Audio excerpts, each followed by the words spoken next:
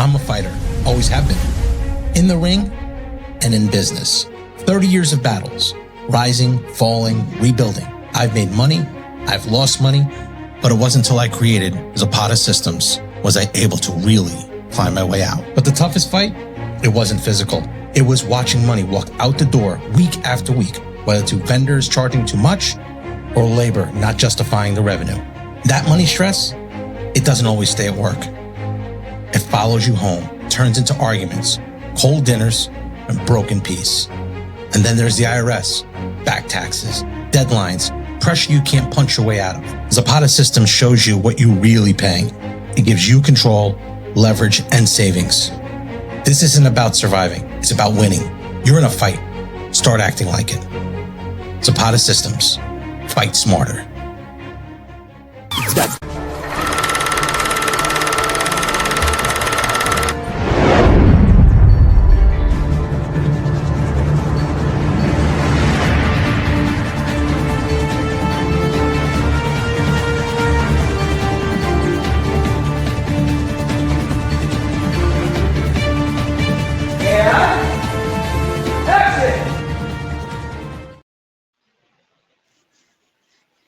What's up, guys? To Movie Talk. I'm your host, Joe Zapata.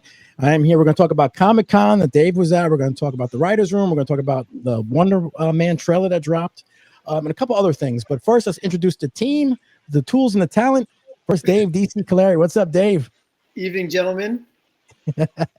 And then we got the screenwriter, Rob Alvarenga. What's up, Robbie? Good evening. I like that, Dave. So let's get started. First, Dave, you were at the exclusive Comic-Con for the weekend. I got some pictures here I'm going to put up here. You and our friend of the show, Daryl from Run DMC. There he is. He was on the podcast before. Nice. That. You were dressed as Ghostbuster. Dave, what went on over there at the Comic-Con? Tell us about it. It was great. You know, it's always a good time. I feel like each year I get a little more comfortable. I think I just mean like it's easier to navigate because every year it's crowded. Saturday's always packed.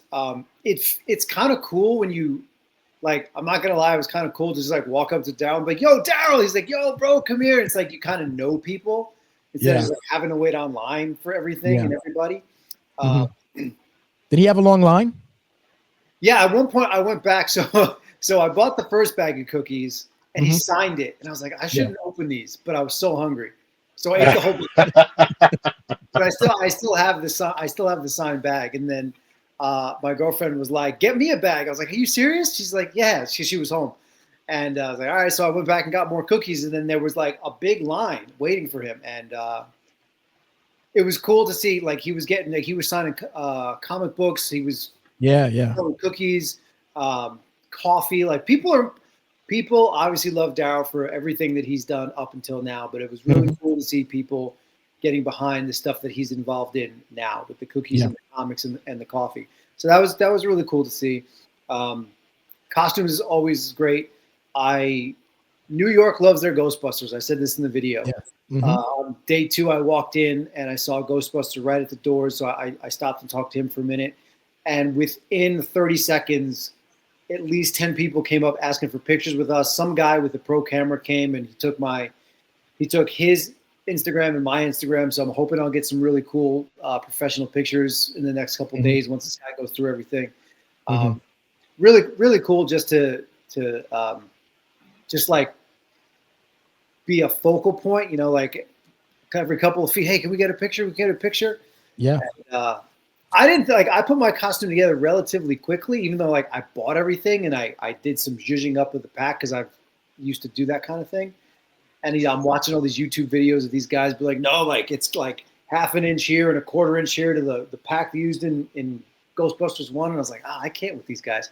And almost everybody there had like the Spirit Halloween pack, or like I was one of the most legit guys there. And I'm like, where's all the heavy nerds I've been watching on YouTube with everyone being so like screen accurate? But it was really cool just to see people having a really, really good time. The Hasbro booth was awesome. I didn't catch kind of what I said in my recap video. We talk about this stuff like every week. So there aren't too many announcements that we don't know about or that we wouldn't know about like right after that we end up talking about. So I don't necessarily feel the need to pay attention to like who's there and what's being announced because we already kind of know. I will say though, my client Steve, Nicholas Hoult had to pull out because his knee surgery wasn't feeling great. Mm-hmm. And so this last guy he had left was James McAvoy. Now we all know McAvoy from Split and being the young Professor X.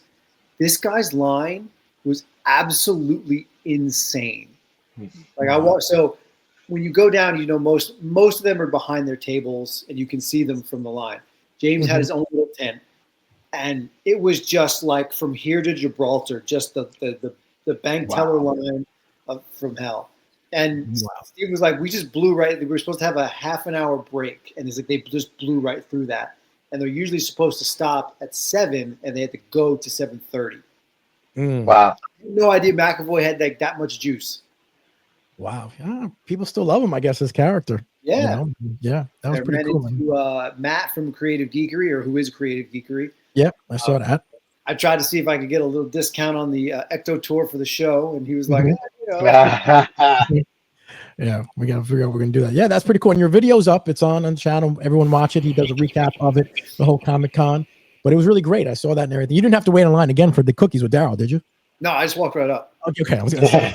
Nice VIP. Well, need some more cookies. Yeah, that's pretty cool, man. But yeah, there's like 6 cookies in there. Yeah, it's only like a couple. I reached in the bag. I'm like, I ate him in like 30 seconds, and I said to him, I said, "Where's my protein cookies?" He's like, "I'm working on it, Joe. I'm working on it." All right, make sure. Yeah, watch the video, your recap of the Comic-Con. Rob, you actually did the writers' room. Another episode 2 dropped. Everything, it seems to have been going pretty well, man. People waiting for episode 3 eventually. Yeah. Oh my God. I mean, I think you started in the comments, right? Somebody was always asking, like, when's the next one dropping? And look, honestly, that's awesome to hear. If I'm going to gain that kind of engagement, and that's just going to push me to to get more content out there. I'm already working on the next one. Being this spooky season, I'm going to be talking about scary movies and what makes scary. So that should be a fun one. And but yeah, so far it's really exciting to see what the reception is for the writers' room. Yeah, I actually got an email because people said to me that they don't see that type of content, and you'll see the question because I put it in that they don't see that kind of content helping young writers on YouTube. There's not a lot of it. Mostly, that's great.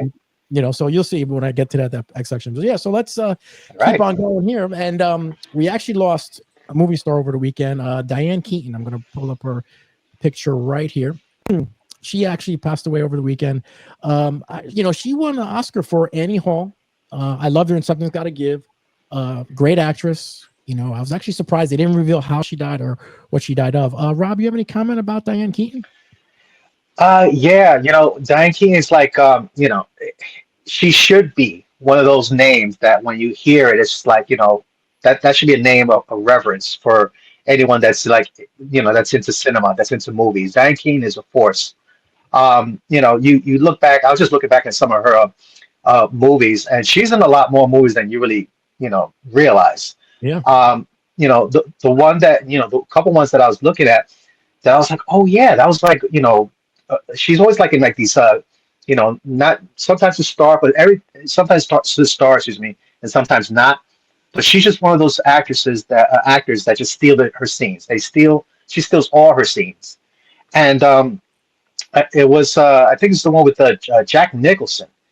Thank you. Yeah, because I'm echoing your sentiment. I thought that movie was awesome. I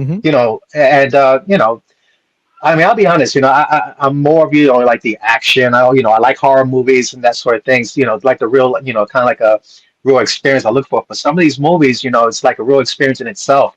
And that movie is an example of like what real gifted actors can create. And we've lost some big names this year. And I just want to make sure, and I'm glad we're bringing up Diane Keaton because that's a name that shouldn't be glossed over. That she's a titan in her own right. Yep, she is. Dave, you heard about the news about Diane Keaton? She's another great actress. Yeah, I did. It's unfortunate. I mean, it's part of life, but at the same time, it's unfortunate. Like we're losing a lot of huge names, and you wonder out of the current crop of people who are like hot now. Will they have the same types of careers that a Robert Redford had or Diane Keaton? You know, and that's not to take anything away from who's out there now, but it's the climate's different. You know, I don't know, and I didn't catch too many of her movies, but what I did see her in, I thought she was fantastic. She's one of those names. You know, she's just one of those names where you're like, yeah, even if you don't know the movies, like, you know, you've seen her. And I think one of the last things I really did see her was Something's Gotta Give, and I was like, this lady's always good. She's like kind of like a Catherine O'Hara. Like, yes, she's in it, right?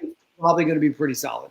Yep, exactly. Like Diane Lane. She's always, you know, always in these movies that you see them in, and you just know that they're solid actresses. You know, and they never phone it in. You know, there's something that you said about being, you know, professional at your craft. You know, Diane's tied into a project. You know, she's going to come with it.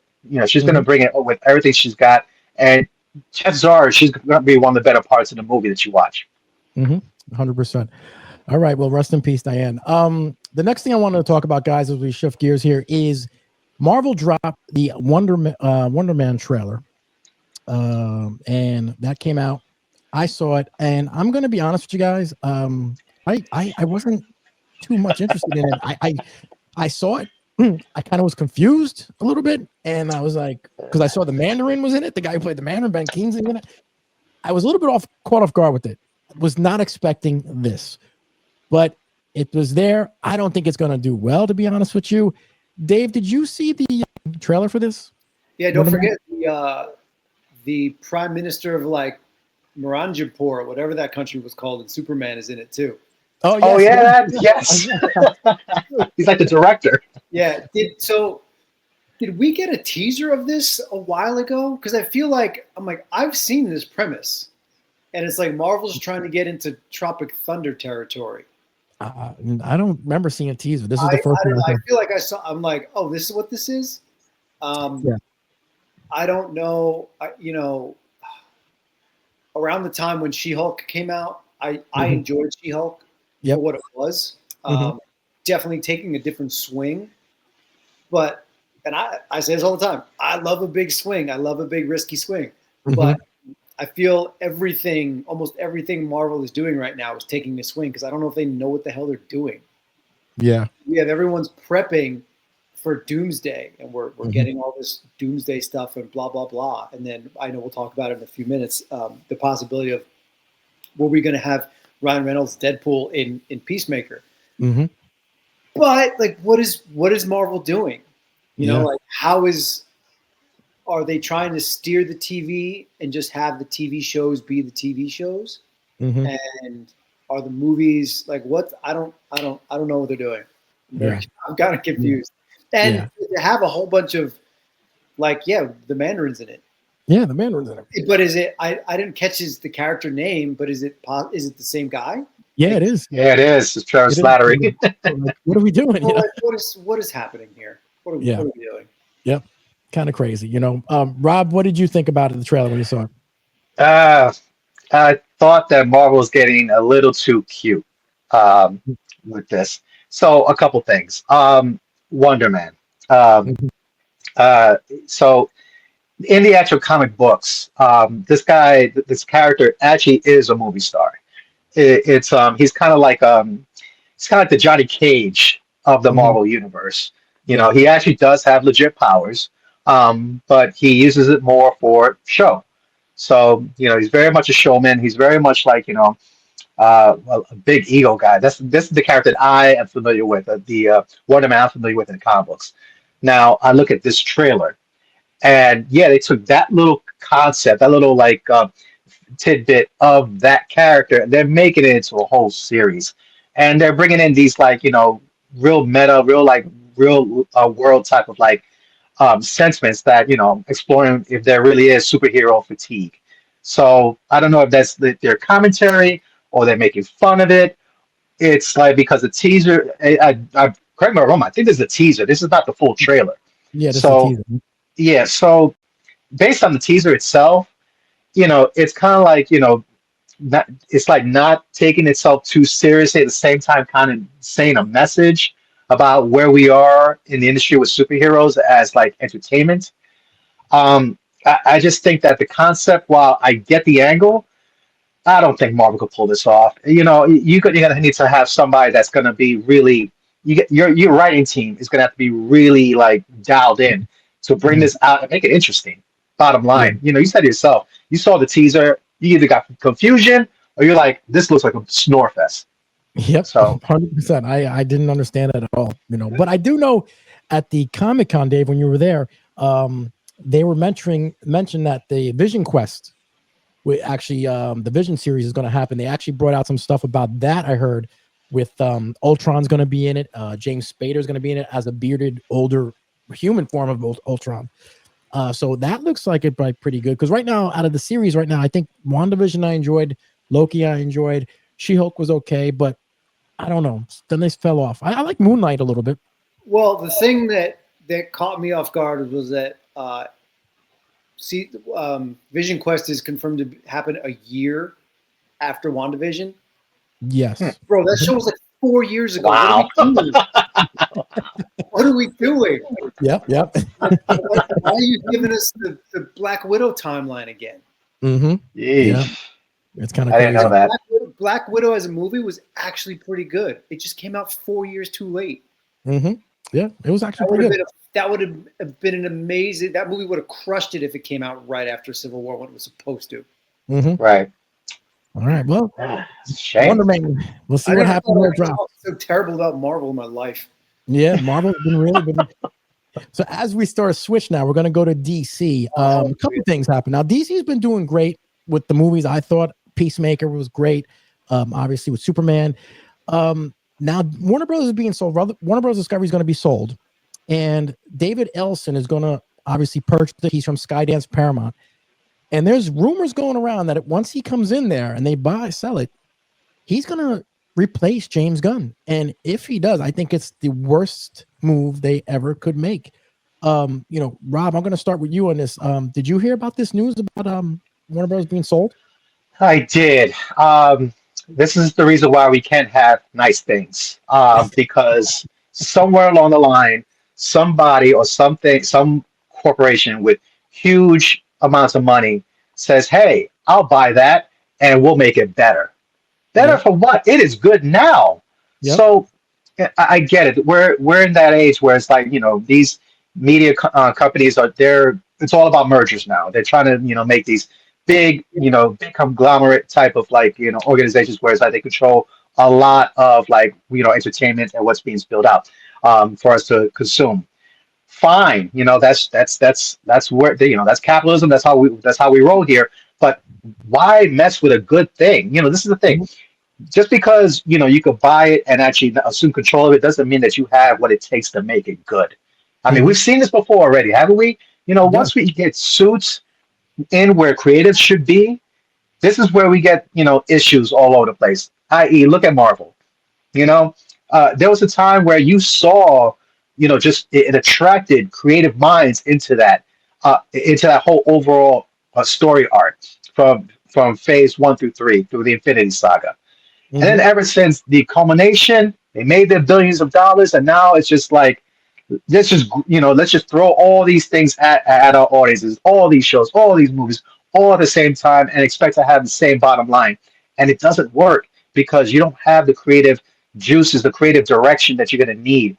DC is in a fantastic place right now, to really make their own thing. We're not even comparing it to Marvel anymore. I think it's on a path to do something really unique under James Gunn. And if this comes to fruition, well, I'm sorry, DC fans, you're going to be right back where you started. Yep, 100%. Dave, what do you think about this news when you heard about it? I just where's this news coming from? Who thinks this is a good idea? Who's signing checks being like, hey guys, what the first thing we should do? Take our most profitable guy and tank him. Yep. What are you doing? Now, the only thing, let's say in some weird alternate universe, this actually were to happen.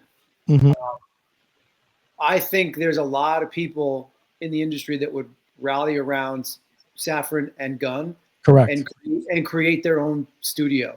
Now, the problem is that who's got the ownership rights for these Mhm. characters, but Yep.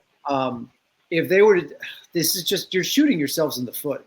Yeah. Like some guy who puts a tie on every day, like a dickhead going to work, be like, you know what we're going to do today, honey? We're going to get rid of James Gunn. What? Mhm. Yeah. Don't go to work today. That's the dumbest thing I've ever heard. Yeah. Just like if you guys remember the real Ghostbusters cartoon, right? It did pretty well, and then they brought in some weird consulting firm like Q5 or something, and they had a list of like 5 things that they wanted to change in that series. And the first thing that was on this list was remove all occult references for Ghostbusters. What? Busters. So dumb. Who thinks of these things? And shortly after that, like Michael Straczynski, he left the show because of these stupid demands. And then when the ratings started to go down, he came back and was like, I need to switch everything. And by that time, the damage was already done. Like, I don't know what people don't learn from stupid mistakes like this. Yeah, I don't understand it. It seems they put people in suits who know nothing about comics in the position to run the company. It's crazy, and James Gunn is the perfect person leading us down the road that we're finally in a good position right now. I hope whoever said this just wants to see how many nerds just like get turned inside out over this news, and they're just kidding because it's dumb. I hope so, but I got a bad feeling about this. This smells like somebody's nephew is going to end up running DC and creating the movies going forward. Yeah, we'll have to see. But staying on James Gunn, we had the Peacemaker finale. Now, I love the series. It's been great. The finale was a little bit stepped down. I thought Daredevil Born Again finale was much better than actually this finale. Maybe because I was waiting for a cameo or something. But sure enough, James Gunn had reported out there that he actually approached Ryan Reynolds to come in as Deadpool. Can you imagine the internet would have crashed if this happened, because they were going nuts to see these 2 characters on screen. But James Gunn said he had a lot of hoops to jump, a lot of things he had to happen. But overall the finale was okay. I thought it was great, but I thought it could have been a little bit better. I was waiting for something to happen, but it didn't happen. But it is what it is. I hope we get a season 3. But the cameo of Deadpool could have happened. We could have had Deadpool in there. Dave, I'm going to start with you. Did you hear about this news with Deadpool? I did, and it kind of bothered me. Really? Why? I'm glad he didn't do it. That show does not need anything like that. The thing that would have made the most sense is get Ryan in as Green Lantern, and somehow maybe he's got like Deadpool's head in his hand or something like that. I don't know. Like, that's the only thing that would have really made some sense. But this show has stood on its own. I think that the last episode, Cena's work is phenomenal. Danielle Brooks, who plays Adebayo, her performance was immaculate. I was completely blown away.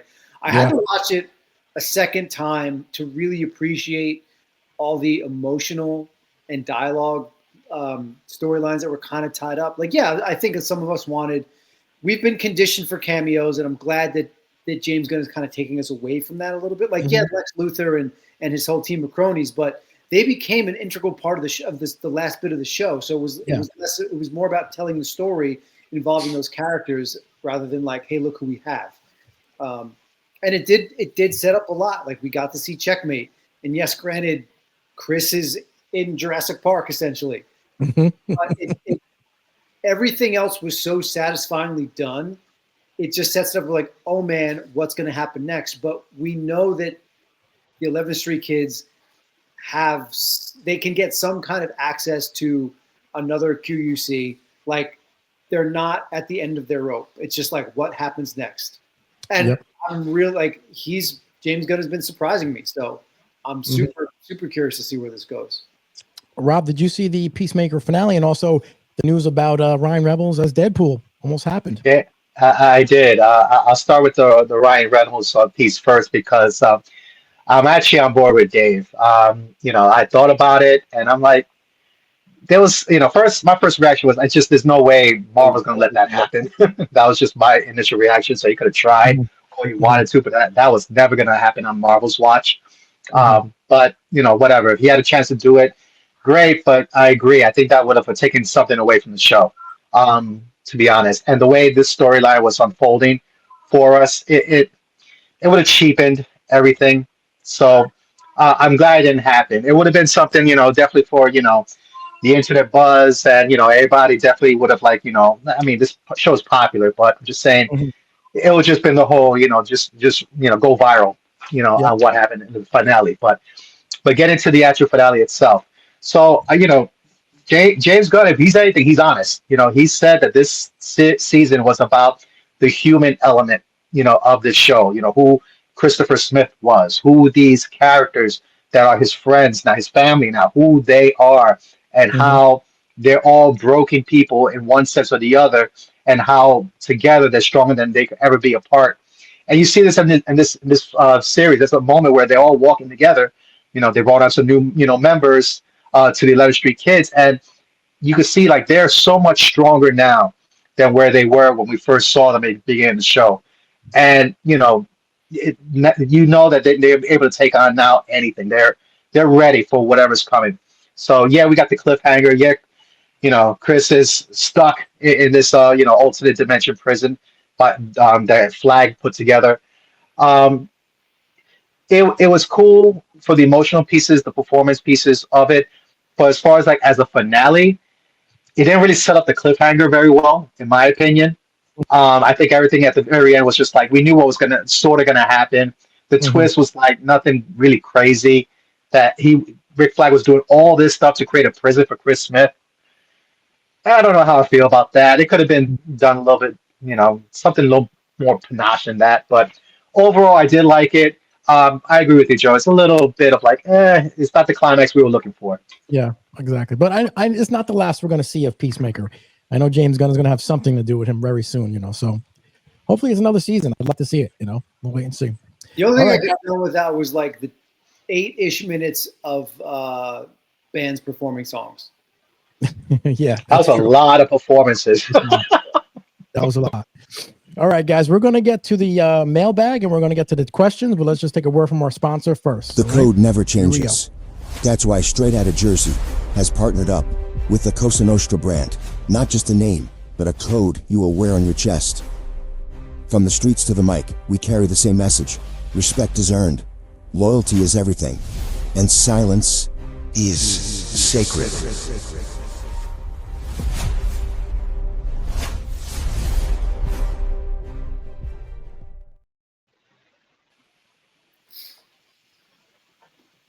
All right, we're back.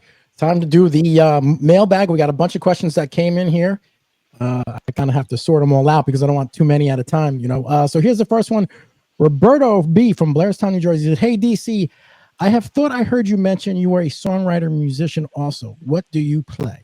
I play guitar, as you can't see all the guitars behind me. Yeah. That's not me being a whatever. Sometimes I guess however I have my camera set up, but you can see all of them right, at least the tops of them right there. All right, cool. Eric M. from New Jersey says, "In Ghostbusters 2, Venkman hosted a show called World of Psychics. Any chance you guys live close to the Paramus Holiday Inn? I heard aliens have a room there. LOL." Okay, well, is there an ice I joke? mean, proximity, sure. it's not yeah, there anymore. Yeah, where was it though? Don't say I think it was off Route 7, off the Parkway. It was right off the Parkway, I believe it was. Oh, it's like now would you? Yeah, it's a change now. It's a different hotel. Yeah, it's a different hotel now, but it was right off the Parkway. You can see it. Right by Paramus Park. Yes, that's where it was. Oh, okay. I'm right. Yep. Yeah, I pass that every day going to work. Don't see aliens though. Yeah, don't see aliens. All right. Next one from Freddie M. He said, "Hey, DC, I saw you at the Comic-Con on Friday. You were dressed as a Ghostbuster with another female GB. Cool outfit. I was going to grab a picture, but I didn't want to bother you." I think you addressed that in your video. In the recap, if like we get a chance to do this stuff because you guys pay attention, the viewers pay attention to it, and it gives us an outlet to do it, a reason to do it. Yeah. So if I'm ever out anywhere dressed up, or even if we're not, like if you see any of us, like we want to meet you guys. We want to see what you guys think of us. Say thanks, take a picture, like whatever it is. You want to shoot the breeze for a few minutes and talk about some stupid take that one of us probably had. Yeah, go ahead. It gives us something to talk about on the show, and it's really cool to know that there's like obviously the questions come in, so people are out there writing in, but it's like cool to say, hey, you're the guy who wrote that question. You're Freddie M. Like that would be. Yep. Yeah, we like that. All right. Next one. Alfred C. said, Font Jersey, hey, DC, I was at New York Comic Con dressed as White Tiger. I thought I saw you at the Marvel Zombies exhibit. Great stuff. I probably walked by it, but I didn't go to any. I didn't go to any of the. Did you see any of the Marvel stuff? Yeah, so Marvel had a big booth or a big display. Citizen Watches had a thing from Marvel. Marvel had its own thing. I was able to get a picture of. I'm guessing it was a screen used Peacemaker costume on a life cast mannequin of Cena, which was awesome. Okay, that's cool. The DC experience, the DC Studios was pretty legit in so much that like I think you needed to like schedule time to go in there. So I had to like get my camera out and like zoom in on the last case because I wasn't going to schedule anything to walk in. But the big brands had a lot of cool presents.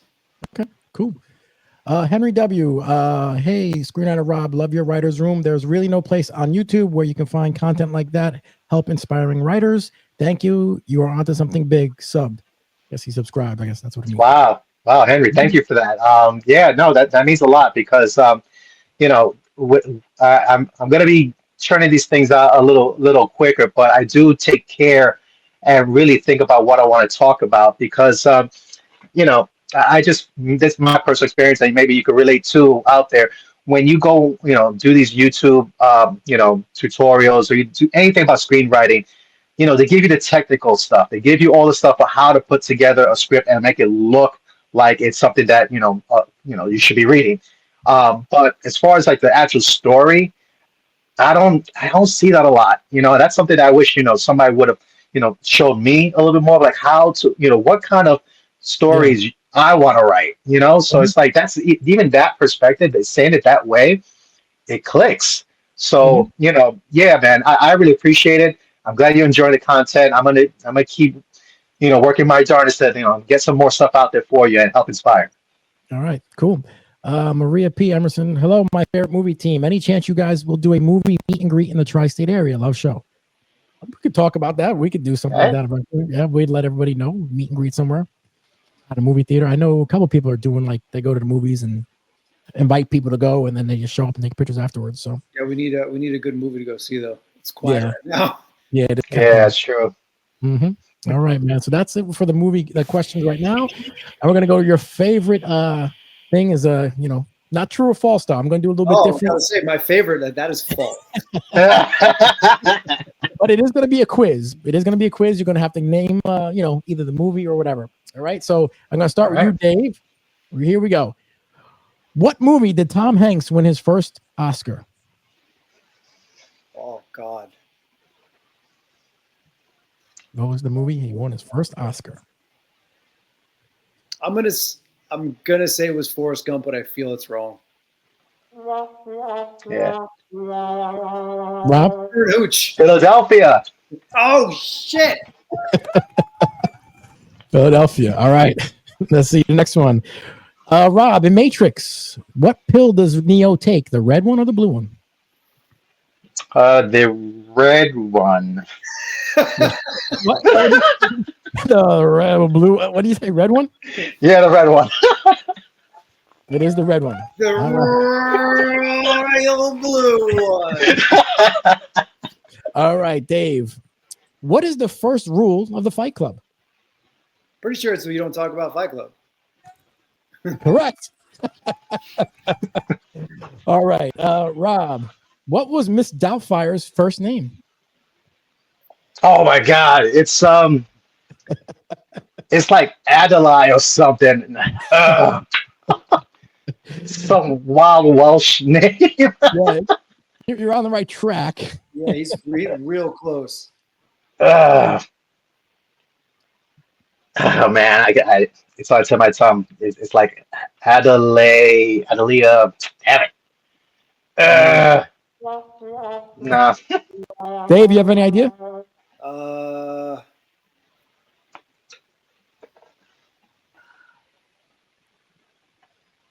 How many times did you say it? Yeah, like 3 times in that movie. It's Euphegenia. Oh yeah. Euphegenia. Euphegenia Doubtfire. Euphegenia Doubtfire. All right. Who Right. Who do I go to now? Dave. What candy does E.T. get from Elliot? Oh shit! Is it Reese's Pieces? Okay. Reese's Pieces. It's scary there. I was like, Egon's got the Crunch bars. Mm-hmm. Yep. Like, yeah, it's Reese's Pieces. All right, Rob. Who was your horror guy? So let's see. Oh boy. Who was the killer in the original Friday the 13th? Oh, that's Mrs. Voorhees. Yes. Very good. All right. In Psycho, Dave, what was the name of the hotel? Oh, the Bates Motel. I watched that series too. I love that series. You ever see that series? Bates Motel? I haven't actually. Really good. Oh, no, I didn't. All right, here you go, Rob.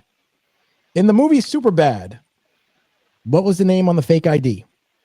McLovin. All right.